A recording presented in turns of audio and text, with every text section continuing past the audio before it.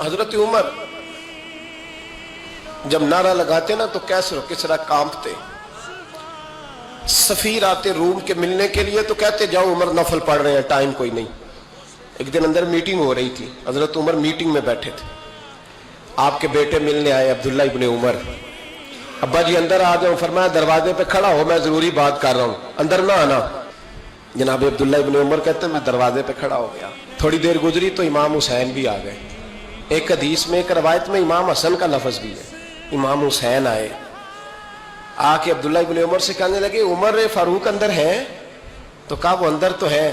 تو کہا آپ کیوں دروازے پہ کھڑے ہیں؟ کہنے لگے ابا جی نے کہا ہے یہاں انتظار کرو، میں کوئی ضروری بات کر رہا ہوں، لیکن شہزادے میرے لیے کہا ہے، میرے لیے آپ جانا چاہے تو چلے جائے. امام حسین کہنے لگے امیر المومنین کوئی بات کر رہے ہوں گے، میں ظہر کے وقت مسجد میں مل لوں گا، ظہر کا ٹائم آئے گا نا تو میں مسجد میں مل لوں گا. یہ کہہ کے چلے گئے. حضرت عمر باہر آئے تو حضرت عبداللہ ابن عمر سے کہا کہ کوئی آیا تو نہیں؟ عرض کی حضور حسین ابن علی آئے. حسین ابن علی. تو کہا اندر کیوں نہیں بھیجا؟ کہا میں نے کہا تھا بے شک چلے جائیں، لیکن وہ کہہ رہے تھے کہ میں ظہر کے وقت مسجد میں مل لوں گا. تو سیدنا عمر فاروق فرمانے لگے عبداللہ تجھے تیری مار ہوئے، حسین کو کیوں واپس بھیجا؟ پھر عمر دنیا داروں کے سامنے ڈٹنا، کھڑا ہونا عمر پہ ختم ہے، لیکن جو اندر کی بات ہے نا، روح کی، جو عقیدت کی بات ہے، جو وفا کا رشتہ ہے، اس کو کون سمجھے؟ یہ جو روح کی مجبوریاں ہیں، یہ جو وفا کی مجبوریاں ہیں، اسے لوگ کیا سمجھیں؟ انہیں کیا پتا کہ مرشد کے بیٹے کے پیر چومنے میں حسن کیا ہوتا ہے.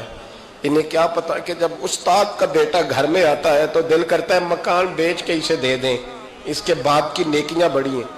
جناب عمر فاروق دوڑے گئے، امام حسین کے دروازے پہ دستک دی.